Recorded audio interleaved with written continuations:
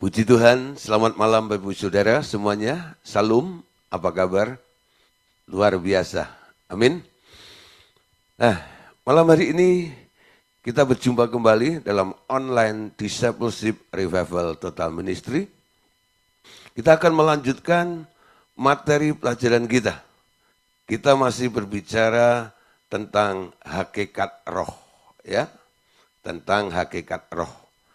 Di mana tadi malam sudah kita bahas, ya, bahwa sumber daripada roh itu adalah dari Allah sendiri, sehingga Allah itu kita sebut sebagai Bapa segala roh, ya.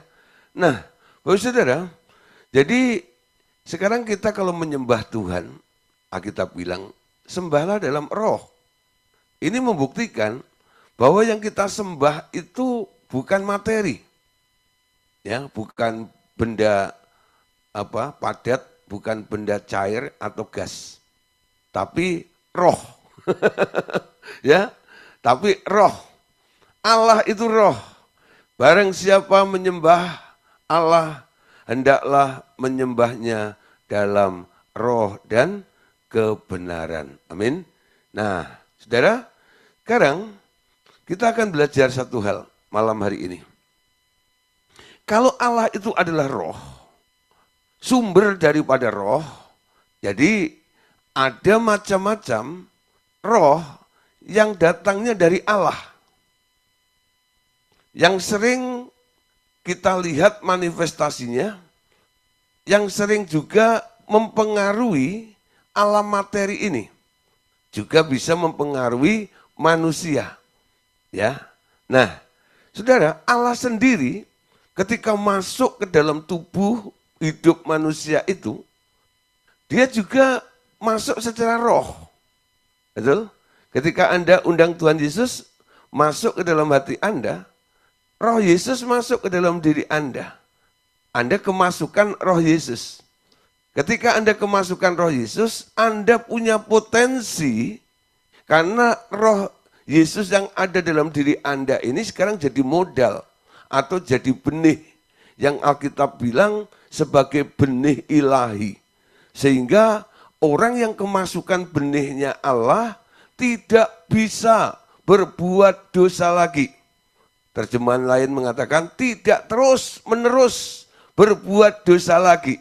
Kenapa saudara? Padahal natur manusia itu kan selalu mau jatuh dalam dosa. Karena ini adalah sebuah warisan menjadi habit. Ya, nah, ibaratnya begini, usaha upaya apapun yang dilakukan oleh manusia untuk naik, mungkin dia mau pengen berbuat baik, hidup benar dan sebagainya, ujung-ujungnya pasti jatuh. Saya sering memberikan ilustrasi, ya, kalau di sini ini saya ada handphone gitu ya. Nah, kalau handphone saya ini saya lempar ke atas, apa yang terjadi? Akan jatuh. Sebenarnya tujuan saya melemparnya bukan ke bawah. Maksud dan tujuan saya adalah melempar ke atas. Tapi kenapa handphone saya kok justru jatuh ke bawah? Nah, saudara, karena ada yang namanya gravitasi, ya. Ada yang namanya gravitasi, ya. Kita belajar di sekolah dulu gravitasi bumi. Hukum gravitasi bunyinya apa? Setiap benda yang memiliki berat, kalau kita lempar ke atas, pasti jatuh ke bawah. Jadi natur manusia itu gitu. Dia ingin berbuat baik, yang jahat yang dia lakukan. Dan itu diakui oleh Paulus. Keinginan untuk berbuat baik ada padaku. Tapi justru yang jahat itulah yang aku kerjakan. Sampai Paulus itu bohwat. Dia bilang, aku ini manusia cilaka. Siapa yang bisa melepaskan aku dari tubuh dosa dan maut ini? Syukur kepada Allah. Oleh karena Kristus akhirnya kita bisa. Ya, Paulus bisa. Jadi kalau kita mau bisa berbuat baik, hidup benar, itu bukan karena Anda bisa. Tapi karena Anda ditolong oleh Tuhan. Tuhan yang membuat Anda mampu. Makanya dia masuk ke dalam diri Anda. Sekarang benihnya ada di dalam diri Anda. Sehingga dalam diri Anda itu ada potensi untuk bisa hidup sama seperti Allah yang benihnya ada di dalam diri Anda. Nangkep saudara? Nah, itu gambaran daripada orang yang kemasukan roh. Allah adalah roh. Ketika roh itu masuk, mempengaruhi, mengubah orang tersebut. Nah, bukan hanya Allah sendiri sebagai roh, tapi banyak unsur roh juga yang datangnya dari Allah, beraneka ragam atau macam-macam roh yang dari Allah yang akan kita bahas bersama-sama pada malam hari ini. Ya, nah, saya tidak mengambil banyak. Ya, kalau mau dikasih tahu ya, dibuka semuanya mungkin jutaan ya, atau mungkin miliaran jenis rohnya. Tapi seberapa yang bisa kita tangkap dengan dasar kebenaran yang ada di dalam Alkitab. Pertama, kita buka lebih dulu dalam kitab Keluaran. Pasal 31 ayat 2 sampai ayat yang kelima. Lihat, telah kutunjuk Besaliel bin Uri bin Hur dari suku Yehuda. Dan telah kupenuhi dia dengan roh Allah, dengan keahlian dan pengertian dan pengetahuan dalam segala macam pekerjaan, untuk membuat berbagai rancangan supaya dikerjakan dari emas, perak, dan tembaga, untuk mengasah batu permata supaya ditatah, untuk mengukir kayu, dan untuk bekerja dalam segala macam pekerjaan. Bapak Ibu Saudara, mungkin kalau Anda membaca sekilas ayat ini, apa sih sebenarnya istimewanya? Hanya untuk mengukir, ya, untuk membuat sebuah bangunan aja, kok mesti harus ada intervensi daripada Allah, di mana roh Allah diturunkan dalam bentuk roh keahlian, roh pengertian, dan roh pengetahuan kepada Besaliel bin Uri bin Hur tadi. Saudara, kita tahu, ketika Allah menyuruh Musa untuk membuat kemah suci itu, Musa itu disuruh naik ke atas gunung. Selama 40 hari, Musa itu disuruh memperhatikan sebuah contoh. Jadi di alam roh itu ada bangunan dengan seluk-beluknya itu harus diperhatikan. Itu ukurannya, itu gambarnya, itu sudutnya bagaimana, semuanya harus presisi. Harus persis. Makanya 40 hari dipelototin sama Musa. Nah, setelah itu saudara, Musa turun. Lalu mencari orang yang punya kapasitas, yang bisa mengerjakan itu. Ditemukanlah satu orang arsitek, kalau sekarang ya, namanya Besaliel bin Uri bin Hur. Ya. Nah, lalu Pak Musa ini mulai menceritakan maksud dan tujuan Allah. Dia disuruh untuk membangun satu kemah yang bentuknya seperti ini, yang modelnya seperti ini. Nah, jadi kalau Anda mungkin mau bangun rumah, kadang-kadang Anda cari konsultan ya. Lalu Anda cerita, saya pengen rumah begini, kamarnya segini, dibangun berapa lantai, luas tanahnya sebegini. Ya, lah nanti arsitek itu akan mencoba bikin blueprintnya, ya. Nah, coba dibikin gitu, lalu dia datang lagi kepada Anda, lalu dengan blueprint itu dia mencoba untuk menjelaskan. Oh Pak, ya rumah yang Bapak pengen, ya inginkan itu saya nangkepnya begini. Kalau begini bagaimana? Kamarnya di sini, ukurannya segini, nanti pintunya di sini Pak. Nanti karena ini kan berapa tingkat, 2 tingkat ini, nanti tangganya kita bikin di sini ya. Nah, lalu mungkin Anda mulai perhatikan gitu ya. Waktu arsitek itu ngomong gitu, Anda mulai membayangkan. Kira-kira nanti rumah itu jadinya seperti apa? Anda yang punya keinginan. Sekarang saudara, Allah pengen supaya Musa buat itu di bumi sebagai duplikat daripada apa yang ada di alam roh itu. Saudara, ini bukan hal yang gampang. Ya, mungkin satu hari. Ya, ketika Bezalel ini diberi kepercayaan itu, mungkin ada usulan. Pak, ini kalau ujungnya kira-kira agak dipangkas begini gimana? Kan Bapak pengennya ini lempeng begitu. Itu kurang bagus, Pak. Sekarang modelnya nggak begitu. Itu udah ketinggalan zaman. Ya, si Bezalel mencoba untuk memberikan satu satu ya gambaran atau arahan kepada Pak Musa itu. Pak Musa bilang, nggak bisa. Pokoknya harus begitu. Pokoknya harus begini. Dan bahannya harus begini. Ada ukirannya itu begini, semuanya. Loh, Pak Musa itu kok bisa pengen seperti itu, dasarnya apa? Lalu Pak Musa bilang, aku lihat yang di atas itu begitu. Dan kamu harus bikin tepat seperti apa yang aku lihat itu. Jadi ini membutuhkan sebuah skill atau keahlian.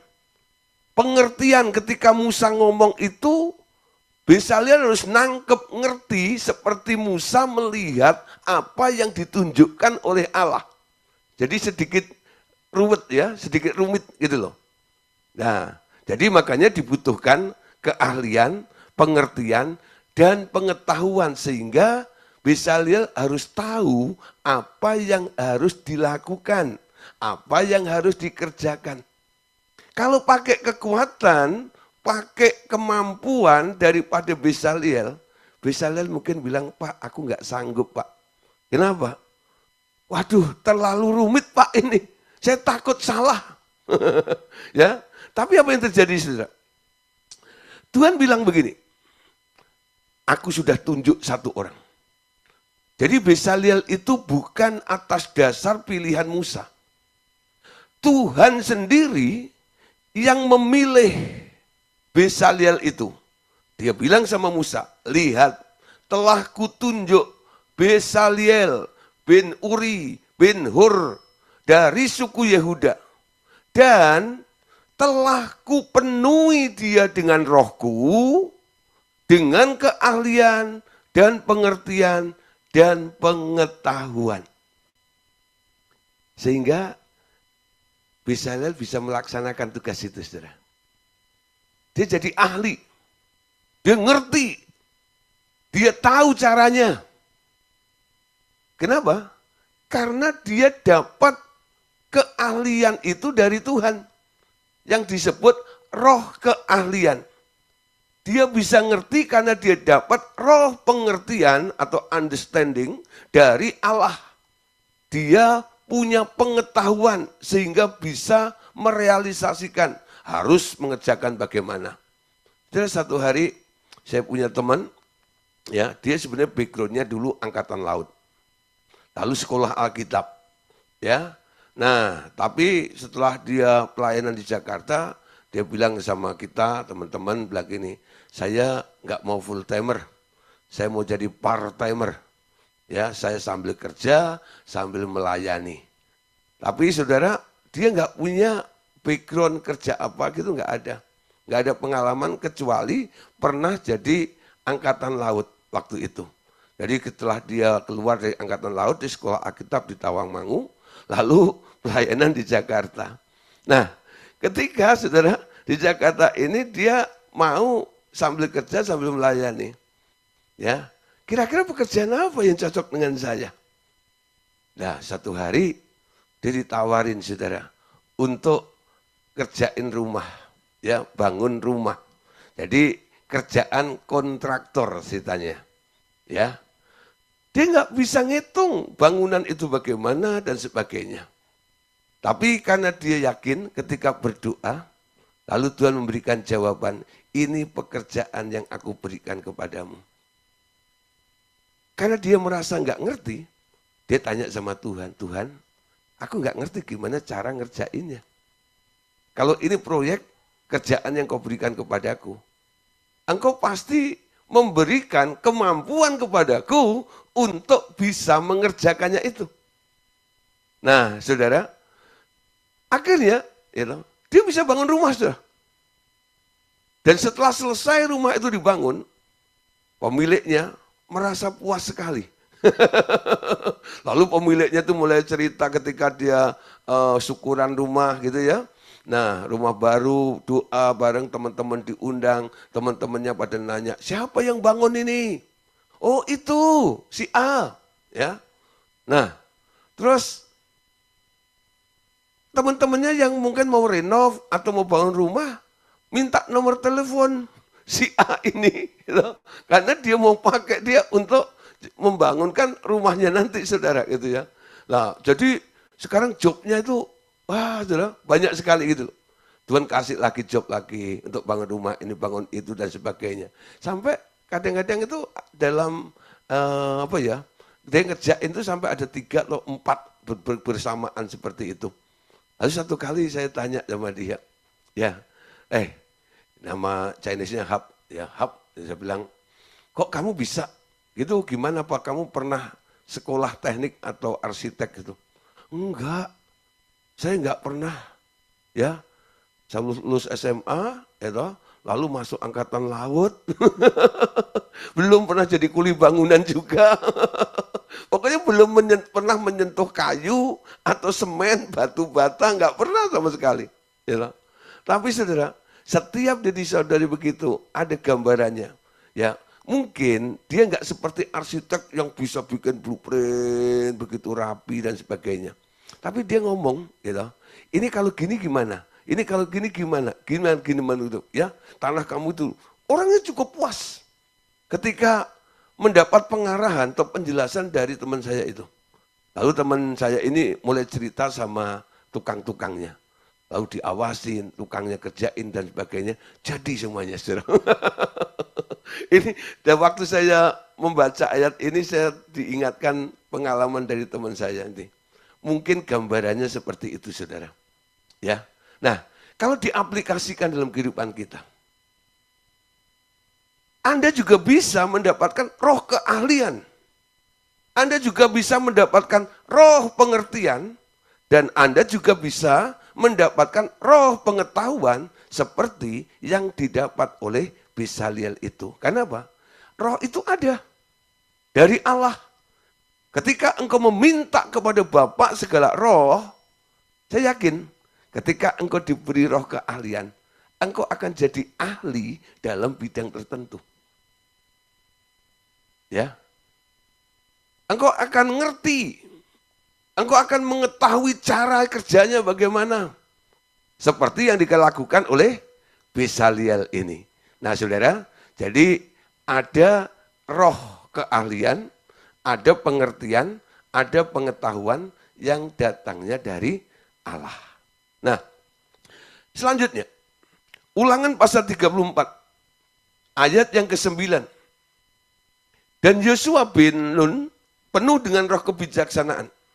Sebab Musa telah meletakkan tangannya ke atasnya. Sebab itu orang Israel mendengarkan dia dan melakukan seperti yang diperintahkan Tuhan kepada Musa. Saudara, untuk menjadi pemimpin bangsa Israel itu enggak mudah. Musa yang mendapat gelar orang yang paling lembut hatinya saja, akhirnya marah juga, betul?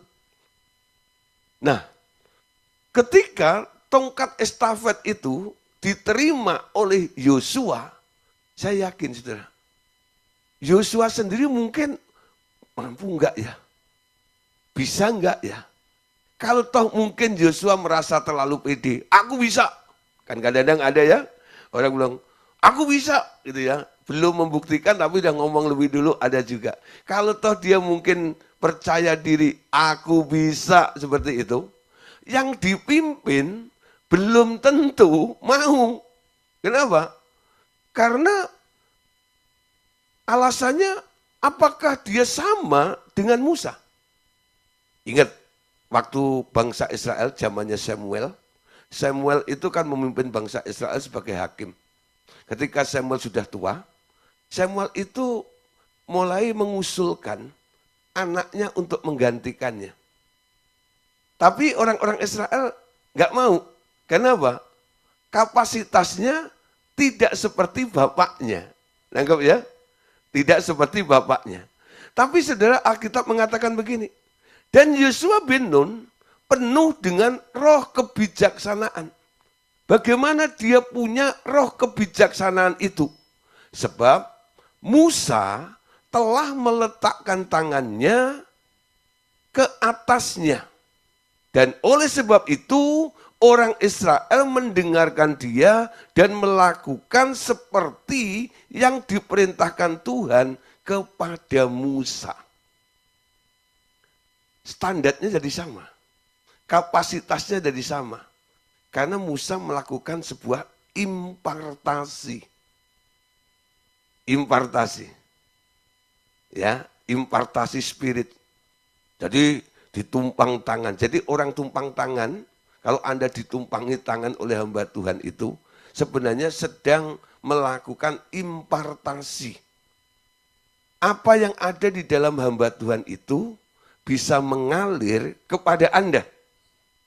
Hati-hati tentang penumpangan tangan. Alkitab juga berkata, jangan buru-buru, jangan sembarangan menumpangkan tangan ke sembarang orang. Kenapa ada warning seperti itu? Saudara, orang yang menumpangi tangan itu, dia sedang mengalirkan sesuatu yang ada di dalam dirinya. Kalau di dalam dirinya ini ada sesuatu yang nggak beres, nggak benar, atau yang jahat, atau roh yang nggak bagus gitu, waktu ditumpang tangan, orang yang ditumpangi tangan itu mungkin bisa kemasukan juga. Ada contoh, satu hari orang bilang datang ke bengkel rohani. Dia bilang, Pak, saya ini nggak pernah Pak punya pikiran seperti ini loh Pak. Punya keinginan yang jahat seperti ini. Tapi kenapa hari-hari ini hal itu kok muncul dalam diri saya Pak? Saya bilang, sejak kapan tuh? Ya kurang lebih hampir seminggu ini. Nah dalam seminggu ini apa yang terjadi dalam dirimu? Lalu dia bercerita, saya ikutin sebuah acara, ada hamba Tuhan ya dari luar negeri. Lalu saya maju Pak, waktu altar call ditumpangi tangan. Nah habis pulang itu memang ada damai Pak. Saya merasa sukacita, merasa lega dan sebagainya. Tapi kok ada pemikiran seperti ini datangnya dari mana Pak? Nah, mungkin gitu ya, si hamba Tuhan itu dia selain punya urapan yang membuat Anda lega, membuat Anda damai sejahtera, tapi juga ada roh yang buruk, yang jahat, yang nggak beres, yang nggak benar, sehingga ikut masuk ke dalam Anda. Nah, ketika saya mulai khotbahkan, saya ceritakan ke jemaat seperti ini. Jemaat mulai ya, kalau ditumpangi tangan oleh hamba Tuhan, dia dalam hati bilang, aku filter, yang baik aku terima, yang enggak baik aku tolak dalam nama Yesus. Mulai ada istilah itu, saudara. Ya, mulai ada istilah filter spirit. Ya, itu benar-benar.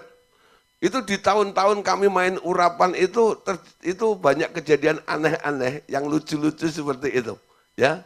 Jadi mereka tetap ingin ditumpangi tangan, ya, tapi dia hanya mau yang baik, yang enggak baik tolak dalam nama Tuhan Yesus. Nah, saudara, sebenarnya yang paling aman bagaimana? Anda mau ditumpangi tangan atau enggak, tanya Tuhan. Tuhan, boleh enggak aku ditumpangi tangan oleh orang itu? Kalau Tuhan bilang, silahkan, Anda datang aja, betul? Silahkan ditumpangi tangan. Itu paling aman. Kalau main filter-filteran itu kadang-kadang masih bocor, kadang-kadang. Ya, nah itu ambisi Anda itu kadang-kadang masih ada celahnya, sehingga tetap ada yang akan masuk ke dalam diri Anda. Nah saudara, ditumpangi tangan oleh Musa, Yosua akhirnya mendapatkan roh kebijaksanaan. Untuk apa roh kebijaksanaan ini? sebagai pemimpin, sebagai leaders, ini sangat dibutuhkan. Karena apa? Dia harus menghadapi banyak orang dengan berbagai macam karakter. Untuk mengambil sebuah keputusan dan sebagainya. Nah, ini dibutuhkan roh kebijaksanaan. Jadi kalau Anda berdoa untuk pemimpin-pemimpin bangsa kita, Bapak Presiden, ya, Bapak Gubernur, Bupati, itu ya, Lurah, RT, RW itu ya, dan sebagainya. Biarlah Tuhan turunkan roh kebijaksanaan. Wow, ya, supaya dia bisa memutuskan semuanya dengan bijaksana. Anda bisa berdoa supaya Tuhan menaruh roh kebijaksanaan kepada para pemimpin-pemimpin itu. Seperti apa yang terjadi dalam diri Yosua. Amin. Nah, itu bisa datangnya dari Allah. Karena kenapa dari Allah?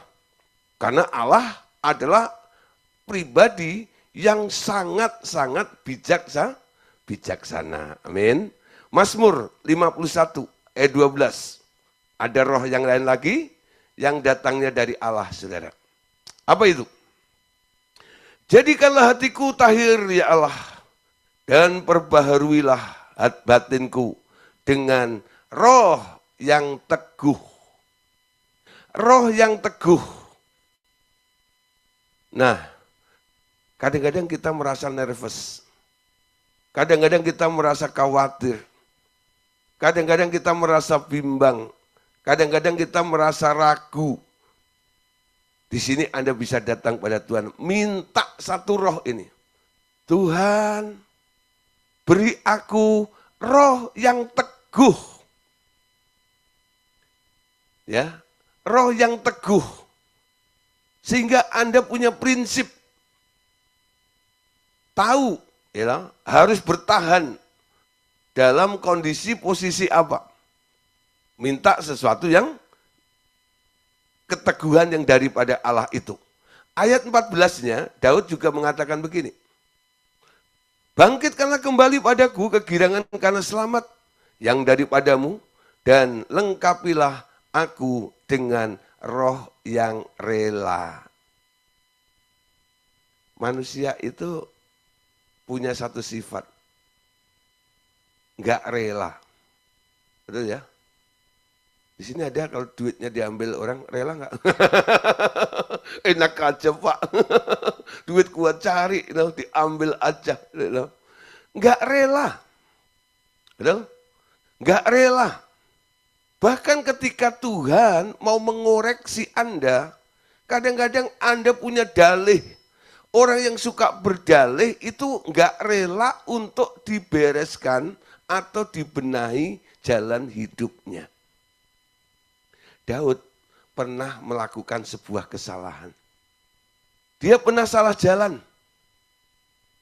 Dia melakukan dosa yang sangat menjijikkan. Dan sangat memalukan. Dosa apa? Perzinahan. Dia berzina. Dia ambil istri orang, suaminya dibunuh. Istrinya diambil jadi istrinya. Namanya Batseba. Ya. Nah, lalu Tuhan menyuruh Nabi Nathan untuk menegur Daud itu. Saudara, memang ketika ditelanjangi dosanya, orang kalau ketahuan, ya dia nyolong itu lalu ketahuan kan, aku bilang, udah ampun kapok, saya enggak itu lagi ya. Mulutnya mungkin bisa ngomong seperti itu. Tapi apakah itu benar-benar tulus? Atau karena ketakutan, karena sudah kebongkar apa yang dilakukan, betul? Jadi ketika dibongkar oleh Nabi Nathan itu, Daud itu ya langsung, ya dia bilang, aduh gitu ya, malunya luar biasa kok bisa kayak begini. Ya. Tapi saudara, dalam perenungan dia, setelah dia ditegur oleh Nabi Nathan ini, dia tulis satu perikop dalam Mazmurnya. Dalam Mazmur 51 itu satu perikop itu dikasih judul sama Daud. Judulnya adalah pengakuan dosa Daud. Daud mengaku dosanya di hadapan Allah. Dalam pengakuan dosa itu, dia datang kepada Tuhan. Ada dua hal yang dia minta kepada Tuhan. Tuhan, beri aku roh yang teguh. Supaya aku kuat, Tuhan. Orang kalau sudah ketahuan dia berbuat jahat dan merasa malu, kadang-kadang dia bisa ambil jalan pintas ya. Daripada malu, udahlah gue bunuh diri aja lah gitu. Dia seorang raja yang sangat dihormati. Semua orang mengeluk-elukkan dia. Waktu dia dibandingkan dengan Saul ketika dia mengalahkan Goliat, seluruh biduanita Israel itu menyambut Daud dengan nyanyian. Dia bilang, Saul mengalahkan beribu-ribu, Daud mengalahkan berlaksa-laksa. Itu yang membuat Saul iri sama Daud. Daud menjadi populer. Semua kagum, semuanya senang dengan Daud. Ya, sangat dihormati, reputasinya luar biasa. Tapi ketika dia jatuh, semua orang akhirnya tahu. Ya, nggak taunya nyolong bujune uang. Ambil istrinya orang. Itu reputasinya ambles itu ya. Itu kalau nggak kuat, dia bisa bunuh diri tuh. Betul? Makanya dia bilang, Tuhan beri aku roh yang teguh. Supaya saya bisa tetap kuat dalam kondisi seperti ini. Minta kekuatan daripada Tuhan itu sama dengan minta roh yang teguh yang datangnya dari Tuhan. Ketika Tuhan mau dia berubah, dia merasa nggak sanggup. Ketika dikoreksi, ada sesuatu, mungkin dia berdalih. Sebenarnya yang salah kan bukan gua juga sih. Sebenarnya yang salah bukan gua sendiri. Mungkin dia bisa mengkambing hitamkan atau cari alasan yang lainnya. Habis itu si Betseba siang-siang mandi lagi. Mandinya di tengah sawah lagi. Di alam terbuka lagi. Nah, mana ada laki-laki nggak tergoda? Mana tahan? Tahan mana? Mungkin saudara, Daud bisa ngeles banyak alasannya kan? Coba saudara nanti kalau Anda menasihati orang-orang yang sedang jatuh dalam dosa dan sebagainya gitu ya. Lalu Anda coba ya minta dia untuk berubah, menyadari kekeliruannya dan sebagainya. Mungkin dia ngangguk, ya, tapi mulutnya nanti pasti ada gitu ya. Tapi Pak, gitu ya, sebenarnya nggak salah saya 100% sih. Itu nggak rela namanya, amin.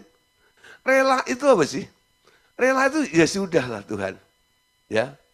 Ketika Daud itu disuruh memilih tentang hukuman apa yang harus diterima, dia tidak memilih. Dia berkata apa? Lebih baik jatuh di tangan Tuhan. Pasrah sama Tuhan. Kok bisa dia seperti itu?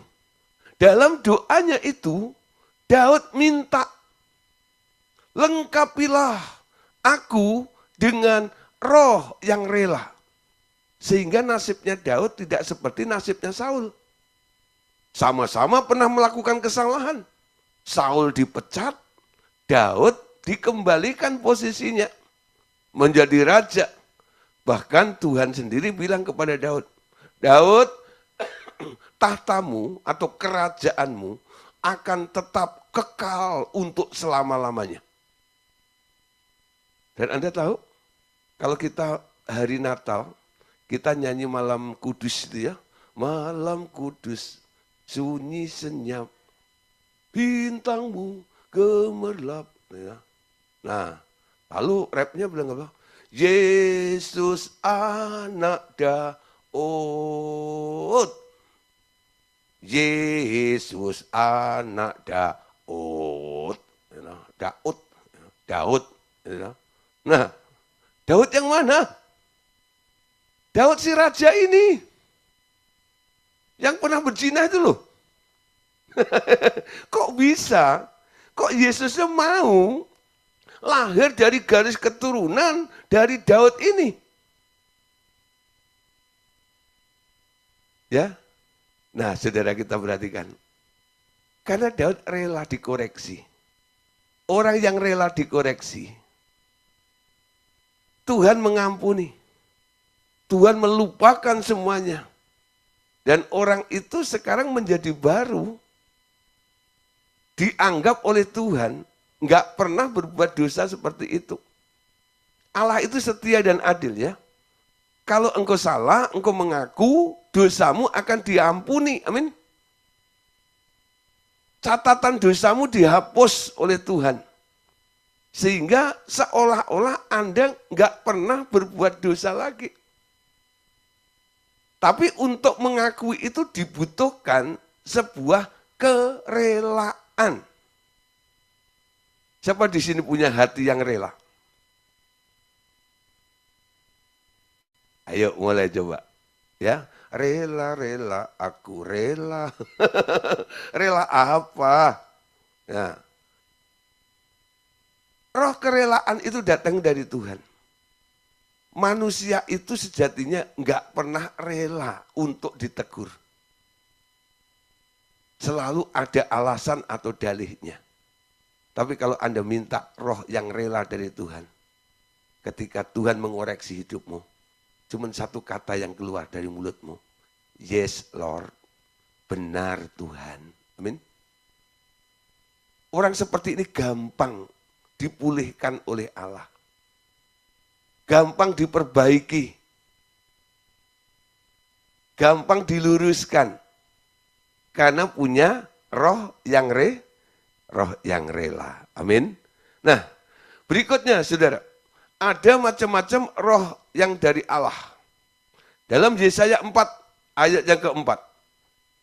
Apabila Tuhan telah membersihkan kekotoran Putri Sion dan menghapuskan segala noda darah Yerusalem dari tengah-tengahnya dengan roh yang mengadili dan yang membakar. Jadi di sini ada dua macam roh ya. Roh yang mengadili dan roh yang membakar. Apa artinya roh yang mengadili? Jadi ketika Tuhan itu melihat ada sebuah peristiwa, Tuhan itu bisa bertindak secara adil. Jadi kedatangan Tuhan, kehadiran Tuhan, itu dengan keadilannya dia bisa menimbang segala perkara itu.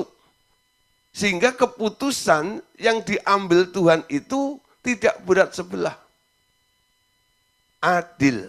Amin. Walaupun di dunia ini ada pengadilan. Pengadilan di dunia ini masih bisa disuap. Tapi Allah nggak bisa disuap. Dialah pribadi yang paling adil. Betul? Dengan roh keadilan. Dengan roh yang adil dan roh yang membakar. Ada yang tanya pada saya, Pak, apa sih maksudnya roh yang membakar itu apa? Saudara, kalau dalam bahasa Inggrisnya dipakai kata begini ya. Spirit of judgment and by the spirit of burning. Ya. Jadi roh yang membakar. Nah, saya ingat Yesaya, betul? Yesaya itu ketika mau diutus oleh Allah, dia merasa dirinya nggak layak. Karena punya masalah najis bibir. Lalu Tuhan bawa supit, ya supit itu, lalu di atasnya ada bara, dicucukkan di mulutnya Yesaya. Lalu Tuhan bilang, kamu sudah tahir. Membakar. Api yang dari Tuhan itu tidak membinasakan. Tapi api yang dari Tuhan itu akan menyucikan atau mentahirkan. Amin. Itu identik dengan baptisan api. Roh yang membakar. Ya, oke. Ada roh lagi, saudara. Yesaya 11 ayat yang kedua. Jadi malam hari ini kita bicara dulu tentang roh yang datangnya dari Allah ya. Besok kita akan membahas roh yang datangnya dari setan itu apa saja.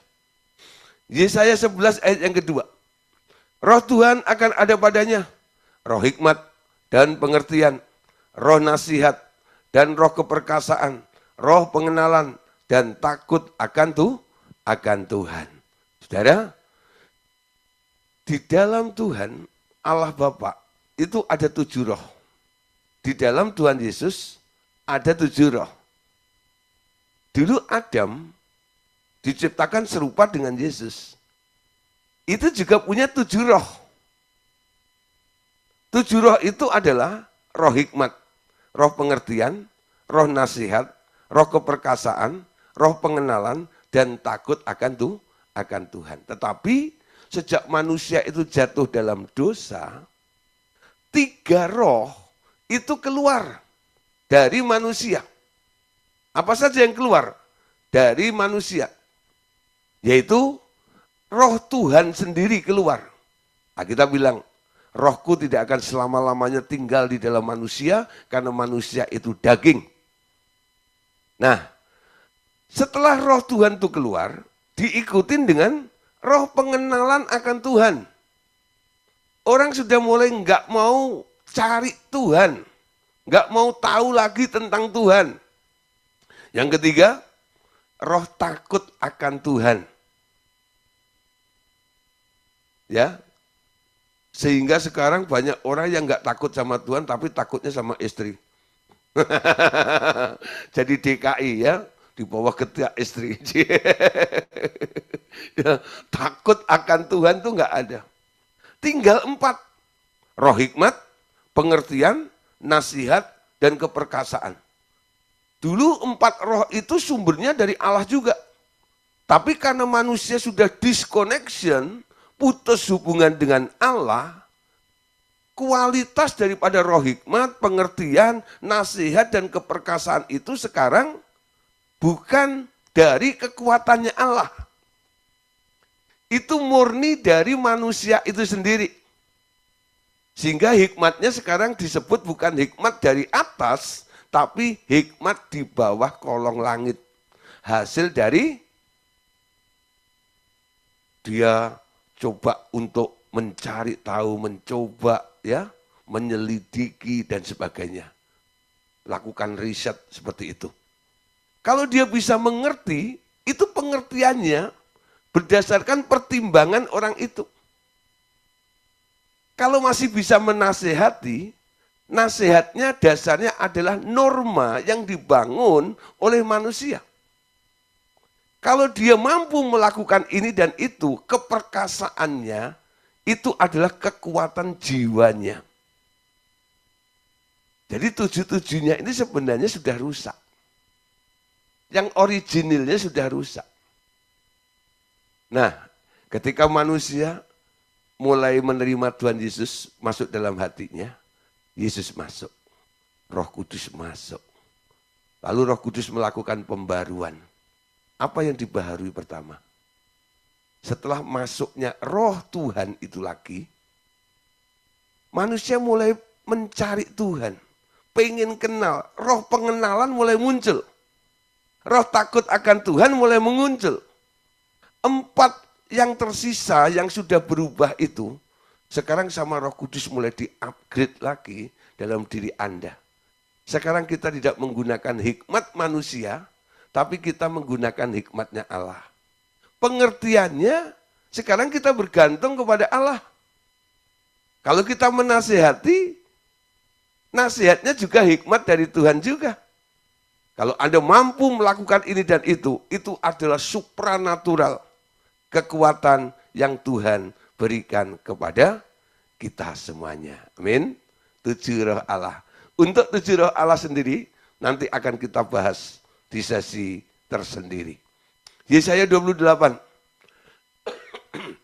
ayat 5 sampai 6.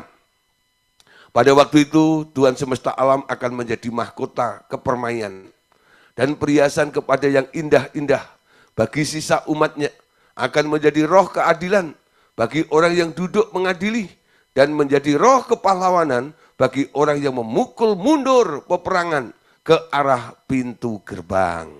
Nah, dua roh ini, roh keadilan itu harusnya para hakim, para jaksa, ya, yang duduk di kursi pengadilan itu harus minta dari Tuhan.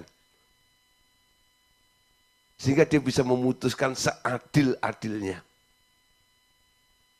Menjadi roh keadilan bagi orang yang duduk mengadili, betul?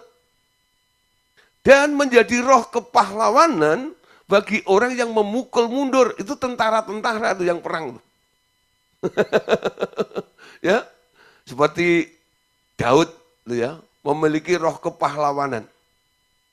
Walaupun tubuhnya kecil, berhadapan dengan yang postur tubuhnya mungkin 10 kali lipat, karena disebut raksasa atau the giant. Wah, Daud nggak gentar. Engkau mendatangi aku dengan tombak dan lembing, tapi aku mendatangi engkau dengan nama Tuhan. Dia ambil batu dari kantongnya, lalu diumbannya, kena jidatnya si Goliat. Goliatnya KO, mati. Kekuatannya dari mana? Nggak seimbang. Raksasa lawan anak kecil. Kok anak kecilnya bisa menang? Karena Daud memiliki roh kepahlawanan. Nah, saudara, roh kepahlawanan. Oke, ada roh lain, saudara. Zakaria 12 ayat 10. Roh yang datang dari Tuhan. Apalagi? Aku akan mencurahkan roh pengasihan dan roh permohonan atas keluarga Daud dan atas penduduk Yerusalem. Dan mereka akan memandang kepada dia yang telah mereka tikam, dan akan meratapi dia seperti orang meratapi anak tunggal, dan akan menangisi dia dengan pedih seperti menangisi anak sulung. Ya, nah di sini ada roh pengasihan dan roh permohonan. Apa itu roh pengasihan? Saudara, di kalangan orang-orang dunia, ya, itu kan Anda di kalangan para di dunia perdukunan, maksud saya. Di dunia perdukunan itu kan ada istilah apa namanya? Pelet. Tahu nggak pelet? Bukan makanan ikan, bukan itu. Nah, bukan lidahnya dijulur itu melet namanya, ya, bukan, ya. Pelet. Nah, itu salah satu mantra, saudara. Ya, jadi sampai ada istilah bagi anak-anak muda, cinta ditolak, dukun bertindak. Cinta ditolak, dukun bertindak. Nah, sakit hati karena ditolak cintanya. Dia cari orang pintar, lalu minta tolong sama orang pintar itu. Apa yang dilakukan oleh orang pintar itu? Wah, dikasih jurus pelet itu, saudara. Sampai akhirnya apa yang terjadi? Orang yang tadinya menolak, benci sama dia itu jadi cinta banget sama dia. Kok bisa berubah seperti itu? Nah, saudara, roh pengasihan itu juga bisa terjadi kalau dukun untuk mengelabui dengan maksud jahat atau memperdaya orang, merugikan. Ya. Nah, saya ingat satu peristiwa. Ketika bangsa Israel saatnya harus keluar dengan tergesa-gesa, karena tulah ke-10 itu juga berlaku, betul, ya? Anak sulung mati semuanya itu. Nah, lalu ketika mereka berangkat, perempuan-perempuan Israel itu mendatangi perempuan-perempuan Mesir. Pamitan. Ketika mereka pamitan, mau pergi, padahal itu kan dulu nyonyahnya. Ini budak-budak ini pamitan, apa yang terjadi? Si nyonya ini, kamu pergi jauh ya, bentar ya. Dia masuk ke kamar, dia ambil brankasnya, dia ambil itu anting-anting aksesorisnya, semuanya dikasih kepada bangsa Israel. Jadi bangsa Israel itu keluar menjadi bangsa yang kaya. Karena apa? Kekayaan Mesir itu dikuras, saudara. Kok bisa ya? Dulu waktu jadi bos, kejamnya luar biasa. Tapi ketika mau keluar itu kok jadi punya belas kasihan yang begitu besar. Tuhan menurunkan roh pengasihan. Jadi ketika melihat orang Israel itu langsung bilang, aku kalau lihat kamu kok pengennya mau kasih duit ya. Aku kalau melihat kamu kok pengennya kasih duit. Nah, saudara, jangan-jangan kepelet tuh. Nah, saudara, dalam pengurapan juga seperti itu bisa. Dulu ketika kami main di urapan gitu ya. Urapan itu membuat orang-orang itu kadang-kadang kagum. Wah, itu luar biasa. Jadi menganggap kami itu kayak orang sakti yang hebat seperti itu. Ya. Lalu ada yang bilang gini, wah, rasanya kalau dekat Pak Gideon tuh rasanya maknyes gitu ya. Wah, salaman tuh rasanya udah gemeter gitu. Ada greng seperti itu. Ya. Lalu ada yang ngomong lagi, saya kalau lihat Pak Gideon kok pengen kasih duit ya. Kayaknya kena roh pengasihan loh. Roh pengasihan, ya. Nah, saudara, contoh yang positif sekarang, ya. Yakub. Yakub waktu mau reuni sama Esau, Esau itu ternyata masih dendam dengan Yakub, bukan? Yakub ketakutan sampai bergumul dengan Allah. Dalam pergumulan itu, nama Yakub diubah menjadi Israel. Padahal Esau itu bawa tentara, Yakub bawa keluarga. Niatnya Esau mau bunuh Yakub. Tapi ketika ketemu,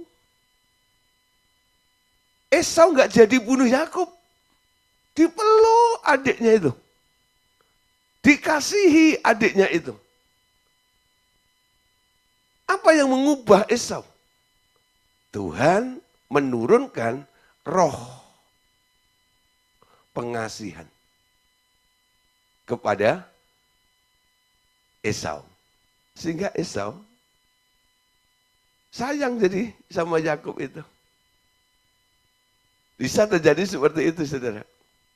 Jadi benci nggak harus dibalas dengan benci. Kalau Anda berdoa, Tuhan turunkan roh pengasihan kepada orang ini. Nanti orang itu melihat Anda akan berubah mungkin. Seperti itu. Ya. Nah, berikutnya Daniel pasal 6 ayat 4. Masih ada beberapa contoh ya. Maka Daniel ini melebihi para pejabat tinggi dan para wakil raja itu karena ia mempunyai roh yang luar biasa. Dan raja bermaksud untuk menempatkannya atas seluruh kerajaannya. Daniel setelah dimasukkan ke dalam gua singa itu, sekarang raja mulai ngerti. Daniel itu nggak sembarangan. Daniel punya excellent spirit. Roh yang luar biasa. Bukan biasa di luar. Tapi roh yang luar biasa. Ini luar biasa, saudara.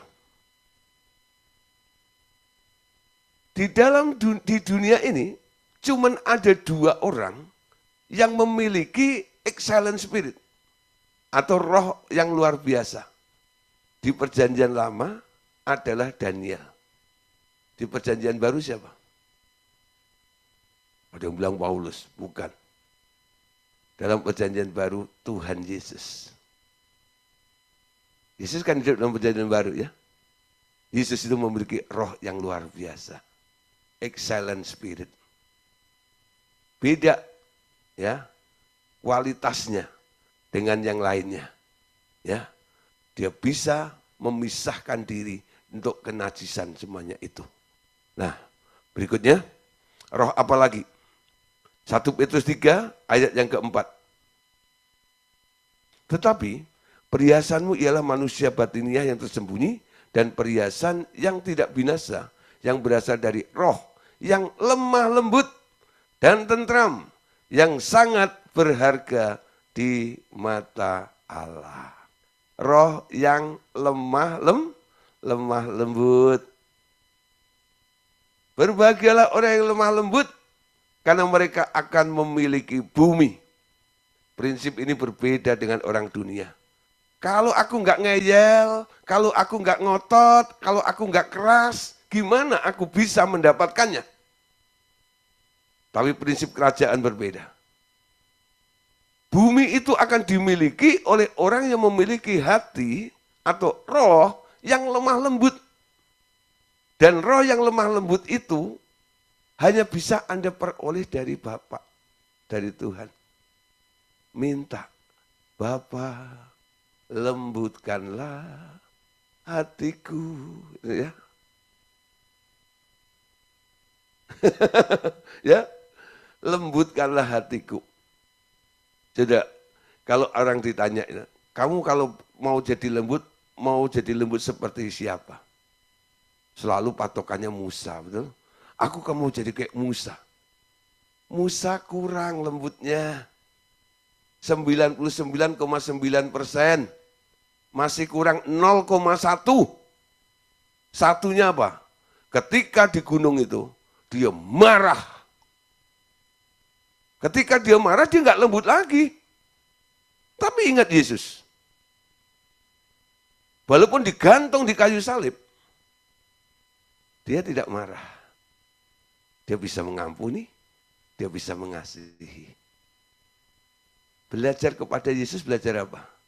Belajarlah kepadaku karena aku rendah hati dan lemah lembut. Maka jiwamu akan mendapat ketenangan. Jadi lemah lembut itu belajar atau minta kepada Bapa. Supaya roh kelemah lembutan itu diberikan kepada kita. Jadi kalau Anda mendoakan anak, suami, istri yang kasar gitu, minta. Turunkan roh kelemah lembutan atas suamiku, atas anakku.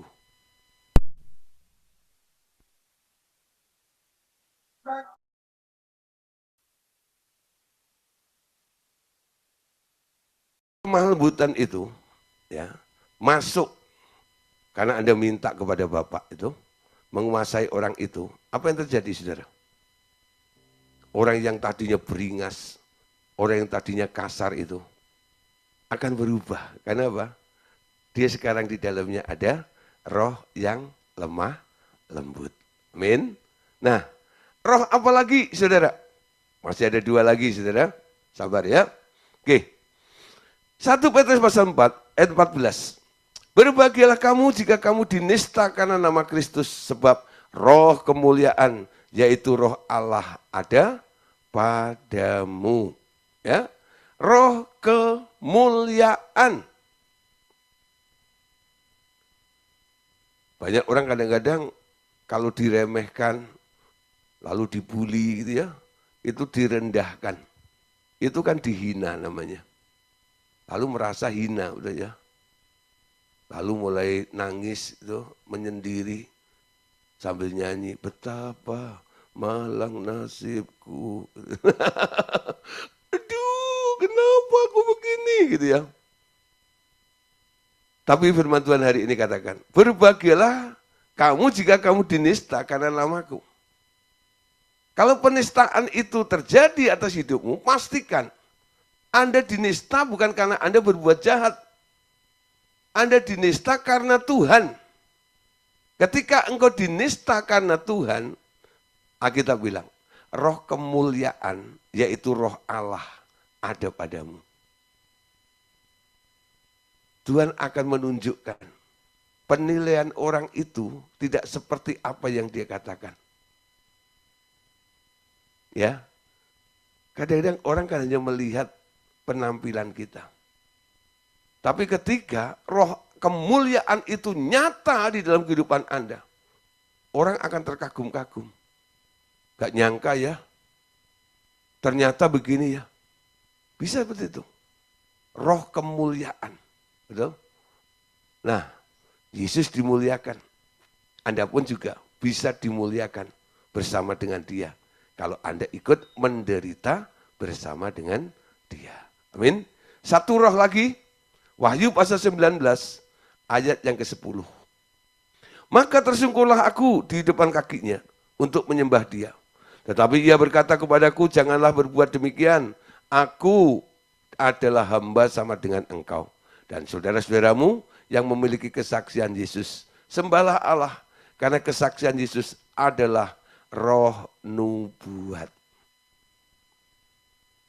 Kadang-kadang Tuhan kasih karunia ini. Roh nubuat. Sehingga Anda bisa ngomong tentang masa depan orang itu. Akan terjadi ini, dan itu. Orang tanya, kok kamu tahu? Kok kamu ngerti? Anda sedang menubuatkan. Orang yang memiliki roh nubuat, dia akan bernubuat. Para pelihat atau nabi di dalam perjanjian lama, mereka dikuasai oleh roh nubuat itu. Sehingga dia tahu. Itu yang paling sering, yang paling nampak itu pada Elisa itu. Jadi Elisa itu bisa ngomong sama bujangnya, ada ini, ada itu, dan sebagainya. Nggak percaya kamu lihat di situ gitu ya. Nah, nanti akan terjadi ini dan sebagainya. Bisa. Elia juga bernubuat. Tidak akan turun hujan. Jadi roh-roh nubuat itu ada menjadi fasilitas bagi orang-orang yang menjabat sebagai nabi. Bagi hamba-hamba Tuhan, kadang-kadang kita juga membutuhkan karunia itu. Kadang-kadang kita bernubuat, berkhotbah. Tuhan menyelipkan kadang-kadang sebuah nubuatan. Sehingga apa yang Anda sampaikan, itu akan terjadi beberapa bulan kemudian atas orang yang mendengarkannya. Artinya engkau sedang bernubuat untuk orang itu tentang apa yang akan terjadi atas dirinya. Amin. Oke, Bapak Saudara. Jadi malam hari ini kita hanya berbicara tentang roh-roh yang berasal dari Allah atau macam-macam roh dari Allah. Besok kita akan membahas macam-macam roh jahat itu apa saja. Apa perlu Pak dipelajari? Nah saudara, Anda hidup di dunia. Dunia ini dikuasai oleh si jahat. Dan aneka ragam macam roh-roh jahat itu sering beroperasi di sekitar kita. Dalam peperangan rohani, kadang-kadang kita juga harus mengenal roh-roh apa saja yang disebut roh-roh jahat itu. Dalam pelayanan, kadang-kadang ketemu dengan orang bermasalah, roh apa yang mengganggu orang itu. Nah, untuk itu kita harus belajar mengetahui tentang macam-macam roh jahat juga. Amin. Oke, Tuhan Yesus memberkati kita semuanya.